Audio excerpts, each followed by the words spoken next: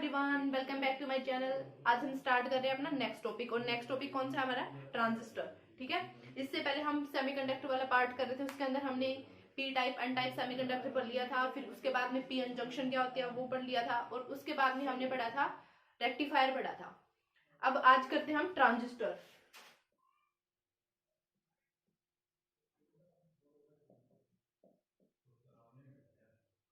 Transistor क्या होता है? ट्रांजिस्टर को क्या लिख सकते हैं हम? ट्रांसफर ऑफ रेजिस्टर लिख सकते हैं। Transfer of resistor. अब इसका मतलब क्या होता है? ट्रांजिस्टर को यूज ही क्यों करते हैं हम? ट्रांजिस्टर को यूज इसलिए करते हैं कि ये वोल्टेज के लो रेजिस्टेंस को किस में कन्वर्ट करता है? हाई रेजिस्टेंस के अंदर कन्वर्ट करेगा। ठीक है, उसको बोलते हैं हम ट्रांजिस्टर। अब जो ट्रांजिस्टर है वो भी कितने टाइप का होता है? 2 टाइप का होता है। कौन कौन सा होता है? एक होता है एनपीएन और एक होता है पीएनपी। पीएनपी ट्रांजिस्टर और एनपीएन ट्रांजिस्टर। क्लियर इतना? अब इसके बाद में ये जो पीएनपी है इसके अंदर भी 3 चीज होती है मेन। कौन कौन सी?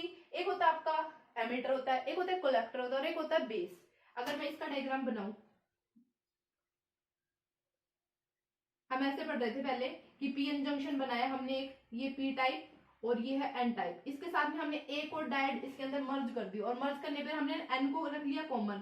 एन को कॉमन रखोगे तो यहाँ पे ये बन जाएगा ऐसे, इस टाइप से। ये क्या बन गया आपका? PNP transistor. अब इसके अंदर भी 3 चीज होती हैं। देखो इसके 3 पैर हैं। अभी तीनों पैर कौन कौन से होते हैं? एक होता है एमीटर, एक होता है बेस, एक होता है कलेक्टर। एमीटर, बेस और कलेक्टर। एक चीज हमेशा याद रखना कि जो एरो मिलेगा, मतलब जो करंट जो हमेशा शो करते हैं वो किस पे शो करेंगे? हमेशा एमीटर के ऊपर शो करेंगे। ठीक है, ये एरो ही बताता है हमें कि पीएनपी ट्रांजिस्टर है हमारे पास में या फिर एनपीएन ट्रांजिस्टर। वो आगे अभी इसका सिंबल पढ़ेंगे तब क्लियर हो जाएगा अच्छे से। ठीक है, एक तो नोट करके एक पॉइंट डाल लेना कि जो हमारा करंट है वो हमेशा किस लाइन पे शो करेंगे? हम कहाँ पे शो करेंगे? एमीटर पे शो करेंगे। ठीक है, इसके बाद में है जो एमीटर और बेस है। जो एमीटर और बेस है, अगर ये सर्किट कंप्लीट करें हम, तो ये सर्किट कंप्लीट करेंगे तो एमीटर और बेस के साइड हमेशा क्या रहेगी? फॉरवर्ड बायसिंग रहेगी। और कलेक्टर और बेस के बीच में क्या रहेगी? हमेशा रिवर्स बायसिंग रहेगी आपके पास में। क्लियर इतना? ठीक है, एमीटर और बेस इन दोनों के बीच में जो सर्किट है वो कैसे रहेगी? हमेशा ऑलवेज फॉरवर्ड बायसिंग में रहेगी। और कलेक्टर और बेस के बीच में हमेशा रिवर्स बायसिंग रहेगी। अब फॉरवर्ड बायसिंग और रिवर्स बायसिंग क्या होती है? अगर हम पी टाइप को बैटरी के पॉजिटिव टर्मिनल से कनेक्ट कर दें और एन टाइप को नेगेटिव से, तो वो होती है आपकी फॉरवर्ड बायसिंग और रिवर्स बायसिंग इसका अपोजिट। क्लियर इतना? अब इसके बाद में इसका एक डायग्राम और है। यहां से हमें पता चलता है कि पीएनपी और एनपीएन की हमें पहचान कैसे करनी है। बस 1 मिनट का काम है। अगर ध्यान से देखोगे तो बिल्कुल कभी भी नहीं भूलोगे कि एनपीएन कौन सा और पीएनपी कौन सा है।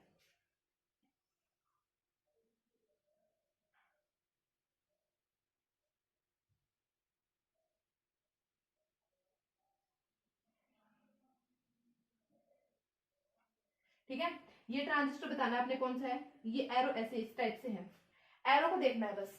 आपको पता है करंट की डायरेक्शन क्या होती है? करंट की डायरेक्शन होती है पॉजिटिव टू नेगेटिव, यानी पॉजिटिव से निकलता है और नेगेटिव में एंटर करेगा। यानी पॉजिटिव यहां से करंट निकल रहा है ना, तो ये कौन सा टर्मिनल है इसका? P type. ठीक है, और यहाँ पे क्या जाएगा? नेगेटिव में एंटर करेगा तो यहाँ पे एन, तो यहाँ पे एन। और एमीटर और कलेक्टर दोनों क्या रहेंगे? सेम। तो यहाँ पे एन है तो यहाँ पे भी क्या जाएगा? एन। मैंने क्या बताया अभी? जिस लाइन पे एरो शो करेंगे वो लाइन कौन सी होती है? आपकी एमीटर की लाइन होती है। और जो दोनों के बीच की ये कौन सी है? बेस। तो बच के आ गया आपके पास में कलेक्टर, एमीटर। अच्छा एक चीज बताओ, इन तीनों में जरूरी कौन है? इन तीनों में जरूरी कौन है? सबसे जरूरी कौन है? एमीटर जरूरी है। अगर एमीटर ही आगे करंट को एमिट नहीं करेगा तो कलेक्टर क्या इसको कलेक्ट करने का काम करेगा। यानी एमीटर क्या करता है? करंट को एमिट करने का काम करता है। और कलेक्टर क्या काम करता है? उसको करंट को कलेक्ट करने का काम करेगा। तो और बेस इन दोनों के बीच का बेस का काम करेगा। क्लियर इतना? ठीक है, अब आता है ये तो एनपीएन हो गया। अगर हमें पीएनपी बनाना है तो पीएनपी कैसे बनाएंगे हम?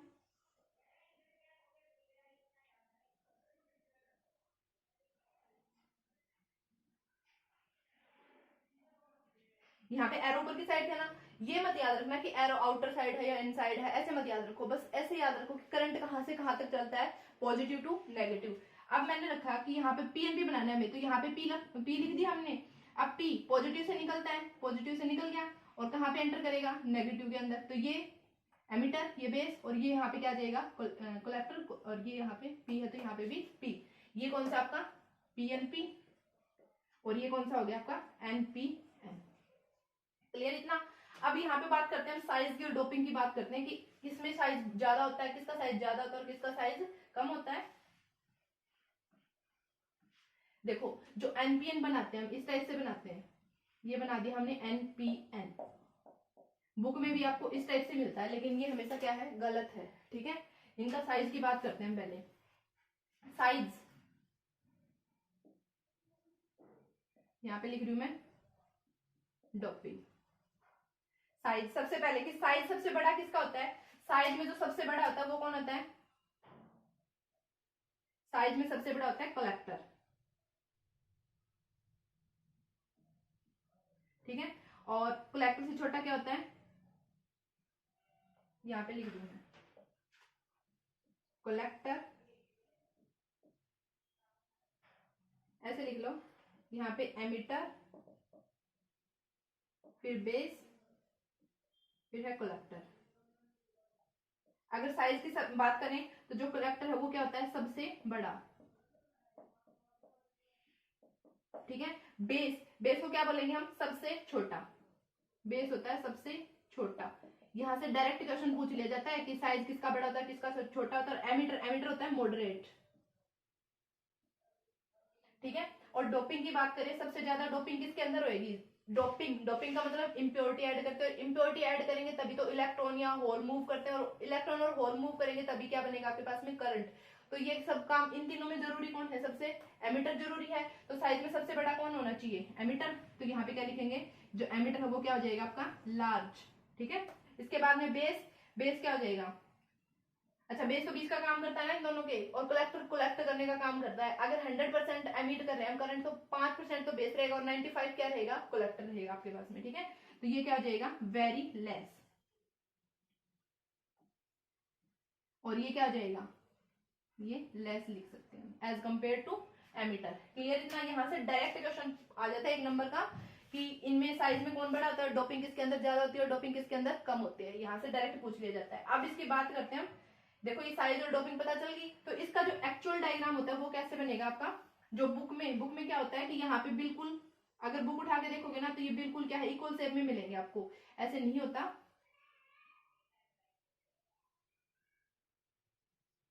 देखो डोपिंग की बात करते हैं हम, तो सबसे बड़ा कौन है, सबसे ज्यादा किस में होती है, डोपिंग एमिटर के अंदर होती है, तो एमिटर क्या हो जाएगा आपका, बड़ा। ठीक है, फिर क्या होती है, कलेक्टर में एमिटर से कम होती है, और बेस में बिल्कुल ही कम होती है। इसको थोड़ा बड़ा बना लेते हैं, हम बना रहे हैं PNP। ये P है, ये N है, और ये क्या है P। अब यहाँ पे देखो P के अंदर क्या होता है, P मतलब पॉजिटिव और पॉजिटिव मतलब होल, तो इसके अंदर क्या प्रेजेंट रहेंगे आपके पास, होल प्रेजेंट रहेंगे। N नेगेटिव, नेगेटिव मतलब इसके अंदर इलेक्ट्रॉन्स रहेंगे, फिर यहाँ से होल। ठीक है, अगर ये एमिटर साइड है तो ये वाली सर्किट हमारी किस में रहेगी, फॉरवर्ड बायसिंग में रहेगी। अगर ये कलेक्टर वाली साइड है तो ये वाली सर्किट हमारी किस में रहेगी, कलेक्टर और बेस के बीच में क्या रहेगा, रिवर्स बायसिंग में रहेगी। जब इसको हम कनेक्ट करते हैं फॉरवर्ड बायसिंग में करेंगे, देखो पीएनपी के अंदर सबसे ज्यादा किसकी मेजोरिटी ज्यादा है, होल की मेजोरिटी ज्यादा है, तो मतलब इसके अंदर कौन मूव करेगा, होल मूव करेंगे। अगर हम ऐसे ही एनपीएन बनाते हैं, एनपीएन में क्या हो जाएगा, एनपीएन, एन दो बार आ रहा है तो मतलब इलेक्ट्रॉन ज्यादा रहेंगे, इलेक्ट्रॉन की मेजोरिटी ज्यादा है तो इलेक्ट्रॉन्स मूव करेंगे। अब होल के चलने से कौन सा करंट बनता है, कन्वेंशनल करंट बनता है, और इलेक्ट्रॉन के मूव करने से कौन सा करंट बनेगा, करंट बनता है आपका। ठीक है, तो अब दोनों में बेटर कौन सा है, पीएनपी बेटर है, या पॉजिटिव से जो करंट बनता है वो बेटर है, या फिर नेगेटिव से जो करंट बनता है वो बेटर है, तो कौन सा बेटर है, एनपीएन। पता चल गया ना क्यों होता है, क्योंकि यहाँ पे कौन मूव करता है, होल मूव करते हैं, जो मेजोरिटी चार्ज कैरियर है वही मूव करते हैं, तो दोनों में बेटर कौन सा रहेगा, एनपीएन रहेगा। ठीक है, अब इसके बाद में पढ़ते हैं हम, ये तो हमने सिंपल एनपीएन पढ़ लिया। अब आता है आपका ये जो कितने टाइप का पढ़ते हैं हम, जो ये सर्किट पढ़ते हैं, तीन टाइप से पढ़ते हैं। एक होती है कॉमन एमिटर होता है, एक कॉमन बेस होता है, और एक होता है कॉमन कलेक्टर होता है। Common emitter transistor, common base transistor and common collector transistor. ये तो आपके सिलेबस में ही नहीं है, ठीक है, 12th में भी नहीं आता ये, और जो ये नेवी और एयरफोर्स के एग्जाम में का जो सिलेबस उठा के देखोगे ना तो उसके सिलेबस में भी नहीं होता ये। कॉमन एमिटर करना है। अगर सर्किट बनाओगे तो कैसे बनाओगे, एमिटर को कॉमन रखना है, एमिटर को कॉमन रखोगे इस टाइप से बना सकते हैं इसकी सर्किट।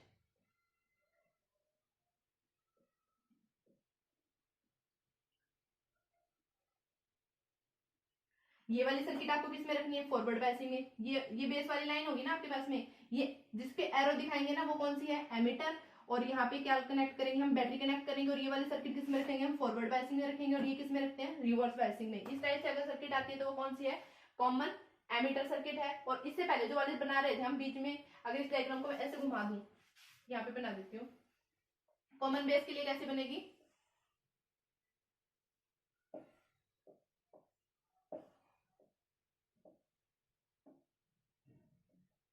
ये एमिटर हो गया आपका, और ये बेस और ये कलेक्टर। इसके अंदर ये एमिटर है, ये बेस है, ये कलेक्टर है, ठीक है।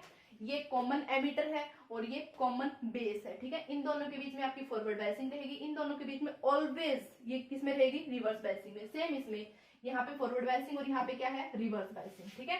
अब करते हैं इसके अंदर हम कि इनपुट कैरेक्टरिस्टिक और आउटपुट कैरेक्टरिस्टिक क्या होती है इनकी। एक साइड लिख रही हूं मैं कॉमन एमिटर और एक कॉमन बेस की लिख रहे हैं, यहाँ पे कॉमन बेस की लिख रहे हैं और यहाँ पे कॉमन एमिटर की लिख रहे हैं, ठीक है। अब ध्यान रखो इनपुट कैरेक्टरिस्टिक बतानी है आपने, ठीक है। इनपुट कैरेक्टरिस्टिक क्या आ जाएगी, इनपुट किसके बीच में आएगी, देखो यहाँ पे हमारे पास में फॉरवर्ड बायसिंग थी और इधर हमारी क्या थी, रिवर्स बायसिंग। एक डायग्राम बना देती हूँ मैं, कॉमन बेस कर रहे हैं यहाँ पे,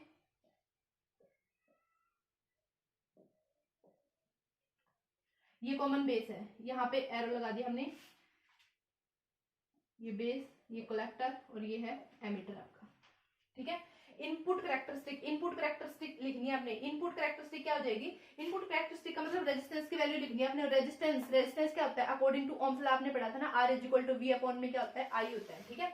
वी तो वोल्टेज देखो किस किस के बीच में है, ये हमारी इनपुट है और ये हमारी क्या है, इधर से हमें आउटपुट मिलती है, तो इधर से हमें इनपुट मिलती है, तो वोल्टेज किस किस के बीच में आएगी, बी और ई के बीच में आएगी। यहाँ पे इनपुट कैरेक्टरिस्टिक आर आई लिख रही हूँ, यहाँ पे आर आई कितना आ जाएगा आपके पास में, वी डेल्टा वी किस किस के बीच में है, एमिटर और बेस के बीच में है, तो यहाँ पे क्या लिख दिया, ई बी अपॉन में। अब देखो करंट कौन सी लाइन पे रहेगा, यहाँ पे हमारी क्या लगेगी, वोल्टेज लगेगी। और करंट किस लाइन पे है, एमिटर पे, क्योंकि बेस तो कॉमन है, जो चीज कॉमन है उसको लेना ही नहीं है हमें, ठीक है। तो बेस तो क्या है, कॉमन, तो ये कौन सी है, इनपुट के अंदर देख रहे हैं, तो बस क्या गया आपके पास में, एमिटर बच गया ना, तो यहाँ पे कितना आ जाएगा, डेल्टा आई ई। क्लियर इतना, ये इनपुट कैरेक्टरिस्टिक हो गया आपके पास में, ठीक है। आउटपुट लिखते हैं, कॉमन बेस की बात कर रहे हैं। आउटपुट कैरेक्टरिस्टिक देखो क्या आ जाएगी, यहाँ पे आउटपुट को लिख दिया हमने, आर ओ से लिख दिया। अब देखो ये वाली इनपुट सर्किट थी और ये वाली क्या है, आउटपुट सर्किट है। आउटपुट सर्किट के अंदर फिर से वही रेजिस्टेंस क्या हो जाएगा, वोल्टेज अपॉन में करंट। और वोल्टेज किस किस के बीच में है, बेस और कलेक्टर के बीच में है, तो यहाँ पे क्या लिखेंगे, delta V C B upon में। अब देखो जो चीज हम कॉमन कर रहे हैं, इसके अंदर कॉमन क्या है, बेस, तो कॉमन को छोड़ दो, बाकी क्या बच गया आपके पास में, आउटपुट के अंदर क्या बच गया, कलेक्टर बच गया, तो यहाँ पे कितना आ जाएगा, डेल्टा आई सी, ठीक है। ये इनपुट कैरेक्टरिस्टिक और आउटपुट कैरेक्टरिस्टिक होगी। अब यहाँ पे हम करंट गेन की बात करते हैं। करंट गेन, ये जो गेन वर्ड आता है ना, ये गेन वर्ड कहीं पे भी आ जाए तो आपको क्या लिखना है, देखो कॉमन बेस, एक चीज हमेशा याद रखना, जो कॉमन बेस उसके अंदर करंट गेन को किससे शो करेंगे, हम अल्फा से शो करते हैं, ठीक है, याद रखना। कॉमन बेस के अंदर करंट गेन को अल्फा से शो करेंगे, कॉमन एमिटर के अंदर करंट गेन को हम किससे शो करते हैं, बीटा से, और कॉमन कलेक्टर के अंदर जो कि हमारे सिलेबस में नहीं उसके अंदर हम गामा से शो करते हैं। करंट गेन अल्फा से लिखेंगे, गेन वर्ड जहां पे भी आए ना तो एक चीज लिखना कि आउटपुट अपॉन में क्या आ जाएगी, input, output current upon, current gain की बात करें ना तो यहाँ पे क्या आ जाएगा, आउटपुट करंट अपॉन में इनपुट करंट। अगर वोल्टेज की बात करते हैं तो यहाँ पे क्या आ जाता, आउटपुट वोल्टेज अपॉन में इनपुट वोल्टेज, ठीक है। तो करंट, आउटपुट करंट क्या है आपके पास में, कॉमन है उसको छोड़ दो, तो यहाँ पे क्या बच गया, कलेक्टर, और इधर क्या बच गया, एमिटर, तो यहाँ पे कितना बनेगा, डेल्टा आई सी अपॉन में कितना आ गया, डेल्टा आई ई, ये आ गया आपका करंट गेन। क्लियर इतना। अब करते हैं हम कॉमन एमिटर का। कॉमन एमिटर के अंदर इनपुट कैरेक्टरिस्टिक, इनपुट कैरेक्टरिस्टिक देखो क्या आ जाएगी, आप माइंड में भी कर सकते हो। अब कॉमन एमीटर, एमीटर को कॉमन लेना है, एमीटर को छोड़ दो तो बाकी इस साइड वाली सर्किट क्या बच गया आपके पास में, बेस और एमीटर के बीच में, और इधर क्या है, कलेक्टर और एमीटर के बीच में। तो बच क्या गया आपके पास में, इधर बेस बच गया और इधर कलेक्टर बच गया। तो इनपुट के अंदर क्या आएगा आपके पास में, इनपुट कैरेक्टरिस्टिक लिख रहे हैं तो यहाँ पे क्या लिखेंगे हम, R I is equal to कितना देगा, डेल्टा किस किस के बीच में बनेगी, इनपुट एमीटर और बेस के बीच में बनेगी। फिर से क्या लिखेंगे, वी बीई अपॉन में कॉमन है उसको छोड़ना है, कॉमन एमीटर है तो बच क्या गया इनपुट के अंदर, आई बी। क्लियर इतना। आउटपुट कैरेक्टरिस्टिक,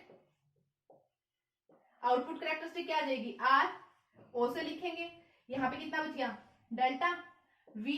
देखो कॉमन एमीटर की बात कर रहे हैं हम, एमीटर तो कॉमन है, बेस हमारा इनपुट के अंदर है, बच क्या गया आपके पास में, कलेक्टर बच गया। और वोल्टेज किस किस के बीच में लेंगे हम, अब की बात ई और सी के बीच में, एमीटर और कलेक्टर के बीच में। और अपॉन में कितना आ जाएगा, डेल्टा आई, ये किस किस के बीच में बनेगी, एमीटर को छोड़ दिया हमने और आउटपुट के अंदर अब कौन बच गया, कलेक्टर बच गया, तो यहाँ पे क्या आ जाएगा, आई सी। करंट गेन की बात करें, इसके अंदर करंट गेन किससे डिनोट कर रहे थे हम, अल्फा से, इसके अंदर करंट गेन किससे डिनोट करेंगे हम, बीटा से डिनोट करेंगे, ठीक है। और बीटा करंट गेन क्या आ जाएगा, आउटपुट करंट अपॉन में इनपुट करंट, आउटपुट करंट क्या है आपका, डेल्टा आई सी। अब की बार इनपुट करंट, कॉमन एमीटर की बात करें, कॉमन एमीटर में इनपुट करंट किसका होता है, बेस का, डेल्टा आई बी। ये आ गया आपका यहां से करंट गेन। अब दो चार इक्वेशंस है मैं डायरेक्ट लिखवा रही हूँ आपको, जो डायरेक्ट पूछी जाती है एग्जाम में। फिर इसका यूज करते हैं हम कि ट्रांजिस्टर का यूज कहाँ कहाँ पे करते हैं, और फिर ये आपका जो चैप्टर है वो हो जाएगा खत्म। अब करंट गेन यहाँ पे लिख रही हूँ मैं डायरेक्ट अल्फा, अल्फा का मतलब किसकी बात कर रहे हैं हम, कॉमन बेस की बात कर रहे हैं, और इधर लिख रही हूँ मैं बीटा, बीटा का मतलब कॉमन एमीटर की बात कर रहे हैं। अगर हम current gain alpha common base की बात करें, कॉमन बेस के अंदर जो अल्फा है ना उसकी वैल्यू क्या होती है, क्या बोलेंगे हम इसको, लेस देन है क्या, वन से भी कम होगी वैल्यू, ठीक है। और जो बीटा है, अगर अल्फा की वैल्यू 1 से कम है तो बीटा की वैल्यू इसके अंदर क्या आ जाएगी, ग्रेटर देन क्या रहेगी, 1। डायरेक्ट याद रख लेना ये, ठीक है। यहाँ से डायरेक्ट पूछा जाता है, ऑप्शन दे दिया जाएगा आपको कि कॉमन बेस के अंदर करंट गेन की वैल्यू बताओ, 1 से कम होती है, लेस देन होती है, ग्रेटर देन होती है, लेस देन इक्वल टू होती है, ऐसे पूछ लिया जाएगा, ठीक है। एक जो इक्वेशन होती है अल्फा इज इक्वल टू कितना होता है, बीटा अपॉन में 1 प्लस में बीटा। और इधर की बात करें तो हम क्या आ जाएगा आपके पास, बीटा इज इक्वल टू कितना आ जाएगा, ये इक्वेशन कैसे लिख सकते हैं हम, अगर इसको बीटा की फॉर्म में लिखोगे तो ये क्या आ जाएगी, अल्फा अपॉन में 1 माइनस में अल्फा, और एक डायरेक्ट लिख सकते हैं हम 1 माइनस में अल्फा 1 प्लस में बीटा इज इक्वल टू कितना आ जाएगा, 1। ये डायरेक्ट याद कर लो, ये तीनों इक्वेशन, तीनों चार इक्वेशन डायरेक्ट पूछ ली जाती है ये, ठीक है।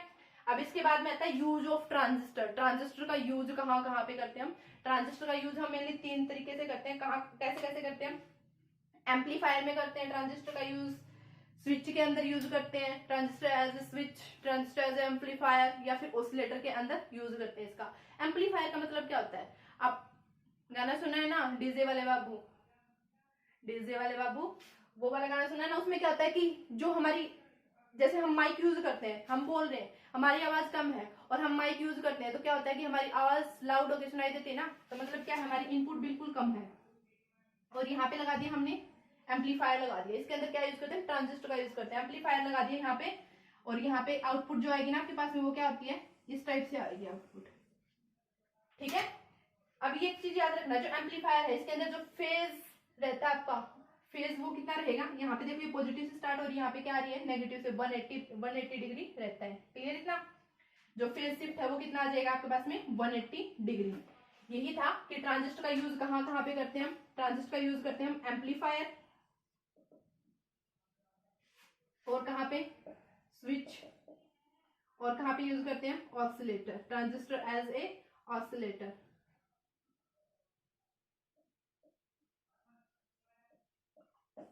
ये था आपका टॉपिक, बस इससे बाहर कुछ नहीं पूछा जाता। अब जो नेक्स्ट वीडियो बनाएंगे ना, वो ये जो पूरी यूनिट की है ना हमने, इसके ऊपर हम ओनली ऑप्शन टाइप क्वेश्चन रखेंगे कि इसके अंदर से किस टाइप के क्वेश्चन आते हैं, कुछ न्यूमेरिकल आते हैं, वो मैं आपको नेक्स्ट वीडियो के अंदर सोल्व कर पाऊंगी। आई होप आपको ये पूरा चैप्टर ही क्लियर हो गया होगा। Thank you.